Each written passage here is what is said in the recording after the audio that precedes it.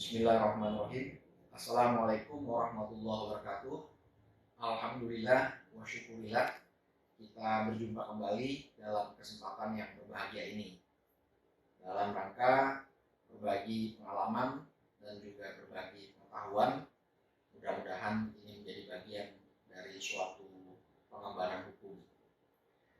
Menyinggung tentang pengembangan hukum, yang dimaksud dengan pengembangan hukum itu adalah rangkaian upaya yang dilakukan untuk mewujudkan gagasan-gagasan ideal yang menjadi tujuan hukum, dimulai dari aktivitas intelektual, pembelajaran, pengkonstruksian, pembadanan, pemformulasian, serta pengajaran hingga mempertahankannya di pengadilan. Konsep atau diskursus mengenai pengembangan hukum itu sendiri diusung oleh Profesor Moysen. Beliau adalah seorang guru besar di Fakultas Hukum Universitas Groningen, Belanda, yang kemudian konsep tersebut dikembangkan oleh Profesor Siddhartha. Adapun pengembangan hukum atau reforming itu berasal dari kata emban awal mulanya, yang berarti menggendong, memikul. Artinya di sana ada terminologi pertanggungjawaban tentunya secara moral dalam membawa hukum itu sendiri.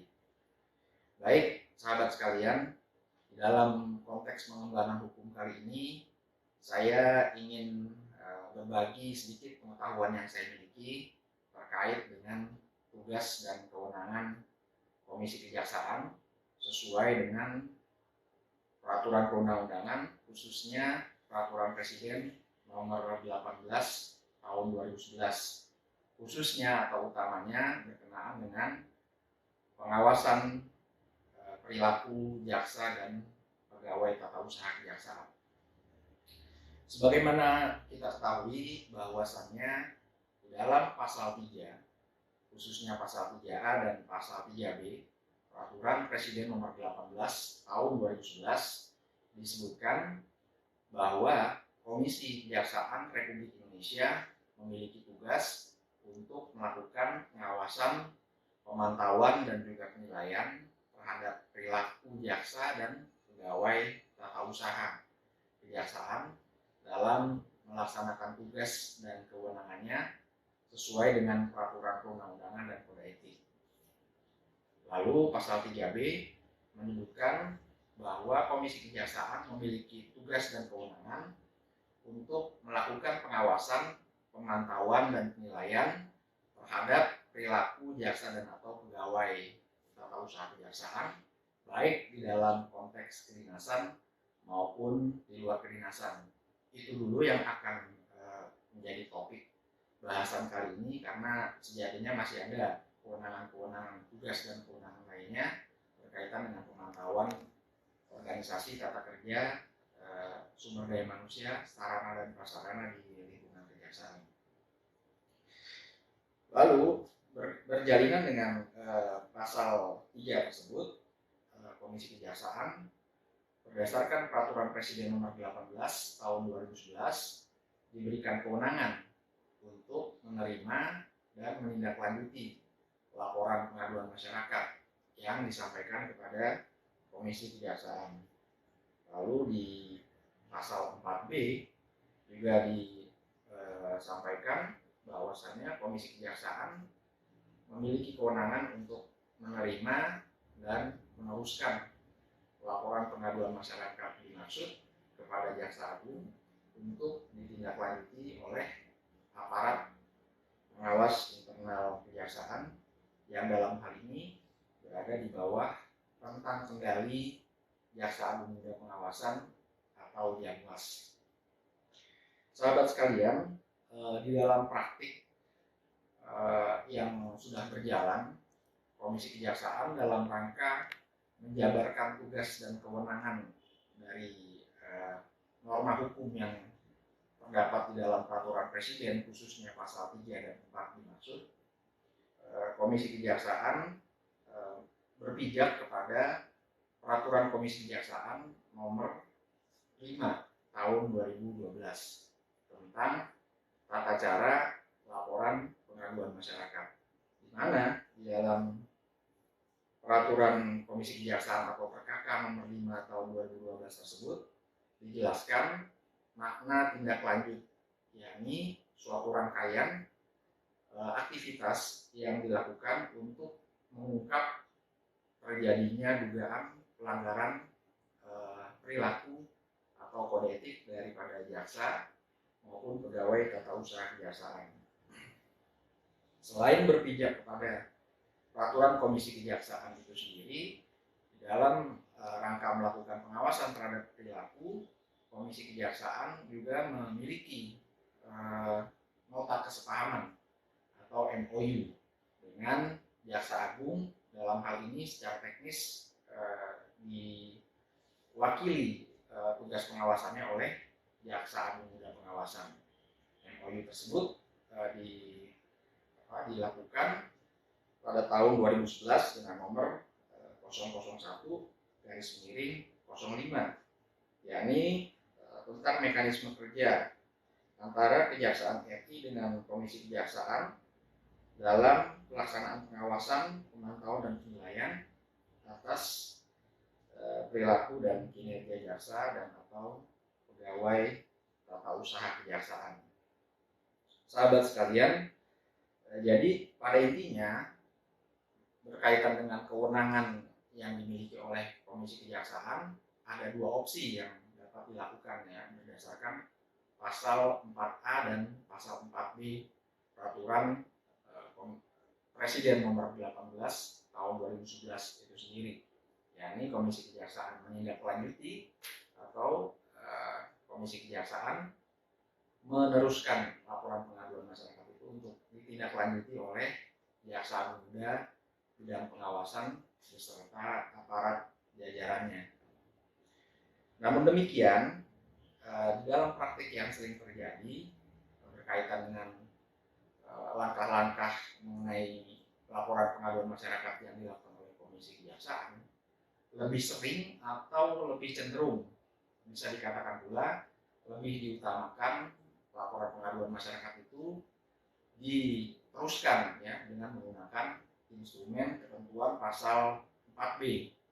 Jadi bukan ditindaklanjuti secara langsung oleh Komisi Kejaksaan melalui perangkat fungsional yang ada. Karena apa? Ini hanya merupakan sebuah langkah yang bersifat strategis, langkah yang bersifat efektivitas, efisien, serta memberikan peluang dan kesempatan sebesar-besarnya kepada kejaksaan itu sendiri untuk melakukan pemeriksaan, melakukan tindak lanjut tentunya secara akuntabel, secara benar, secara baik, dan secara adil. Lalu bagaimana selanjutnya peran dari Komisi Kejaksaan berkaitan dengan laporan pengaduan masyarakat yang diteruskan itu? Nah, tentu di sini Komisi Kejaksaan tugasnya tidak berhenti sampai di situ. Namun Komisi Kejaksaan masih memiliki tugas ya untuk tetap melakukan pemantauan terhadap jalannya laporan pengaduan masyarakat yang diteruskan kepada Jaksa Agung Muda Pengawasan tersebut. Jadi fungsi dari Komisi Kejaksaan mengawasi atau memantau yang kemudian selanjutnya menilai proses jalannya tindak lanjut laporan pengaduan masyarakat itu yang dilakukan oleh Jamwas dan beserta jajarannya. Karena bagaimanapun pihak pengawas internal itu sendiri secara yuridis atau secara ketentuan perundang-undangan tetaplah merupakan bagian objek dari pengawasan Komisi Kejaksaan itu sendiri. Dan itu merupakan suatu hal yang sudah seyogianya atau sudah berdasarkan ketentuan peraturan perundang-undangan. Lalu berkaitan dengan laporan yang sudah diteruskan tersebut, menurut MOU atau menurut nota kesepahaman yang sudah dilakukan antara Kejaksaan dengan Komisi Kejaksaan, yaitu MOU nomor 001 tahun 2011 dimaksud, dalam waktu 3 bulan sejak laporan pengaduan masyarakat tersebut diteruskan, pihak pengawas internal dalam hal ini Jamwas harus memberikan laporan atau harus memberikan respon, menyampaikan apa yang sudah dilakukan, baik langkah-langkah yang bersifat administratif maupun langkah-langkah yang bersifat substantif tentunya, di mana hal tersebut setelah disampaikan kepada Komisi Kejaksaan, maka proses penilaian juga dilakukan kembali. Apakah langkah tindak lanjut atau klarifikasi ataupun inspeksi kasus yang sudah dilaksanakan sudah memenuhi standar ketentuan undang-undangan, sudah berjalan adil, sudah menjawab substansi permasalahan yang ada. Lalu setelah itu sudah dinilai cukup akuntabel, maka Komisi Kejaksaan akan menyampaikan tentunya kepada pelapor, ya, sehingga apa yang sudah dilakukan tersebut disampaikan kepada pelapor, dan kemudian apabila pelapor merasa tidak puas kembali, maka pelapor dapat bersurat kembali atau melakukan laporan pengaduan masyarakat berikutnya. Nah, itu pada intinya suatu pengaduan masyarakat ditutup secara administratif ketika Komisi Kejaksaan merespon atau menyampaikan hal tersebut kepada pelapor yang melaporkan adanya dugaan pelanggaran tersebut. Lalu kemudian pertanyaannya, bagaimana jika kemudian ditemukan hal-hal yang kira-kira masih belum ada yang terkonfirmasi, ya, atau masih membutuhkan pendalaman dalam kaitan tindak lanjut atau pemeriksaan atau klarifikasi yang sudah dilaksanakan oleh Jamwas beserta jajarannya. Nah, di sini ada instrumen hukum lagi yang bisa dilakukan atau diambil oleh Komisi Kejaksaan, yakni adanya pemeriksaan tambahan atau pemeriksaan ulang ataupun pengambil alihan pemeriksaan, ya. Jadi 3 instrumen tersebut dapat dilakukan. Nah, bila mana instrumen-instrumen tersebut dilakukan oleh Komisi Kejaksaan, nah secara limitatif hal tersebut tertuang di dalam ketentuan Peraturan Presiden nomor 18 tahun 2011. Ini saya kutip, ya, agar lebih objektif dan lebih jelas, di dalam pasal 5. Nah, pemeriksaan ulang atau pemeriksaan tambahan sebagaimana dimaksud dalam pasal 4 huruf D dapat dilakukan apabila ada bukti atau informasi baru yang dalam pemeriksaan sebelumnya belum diklarifikasi dan atau memerlukan klarifikasi lebih lanjut. Lalu pemeriksaan oleh aparat pengawas internal Kejaksaan tidak dikoordinasikan sebelumnya dengan Komisi Kejaksaan sebagaimana dimaksud dalam peraturan ini. Sementara instrumen pengambil alihan pemeriksaan dilakukan apabila pemeriksaan oleh aparat pengawas internal Kejaksaan tidak menunjukkan kesungguhan atau belum menunjukkan hasil nyata dalam waktu 3 bulan sejak laporan masyarakat atau laporan Komisi Kejaksaan diserahkan ke aparat pengawas internal Kejaksaan. Lalu diduga terjadi kolusi dalam pemeriksaan oleh aparat internal Kejaksaan. Jadi itulah syarat-syarat yang dapat dijadikan rujukan ketika Komisi Kejaksaan hendak mengambil instrumen-instrumen hukum yang tertuang di dalam Perpres ini. Nah, lalu pertanyaan terakhir barangkali, ya, bila mana Komisi Kejaksaan melakukan kewenangan yang diatur di dalam pasal 4A, yang berupa tindak lanjut laporan pengaduan masyarakat secara langsung.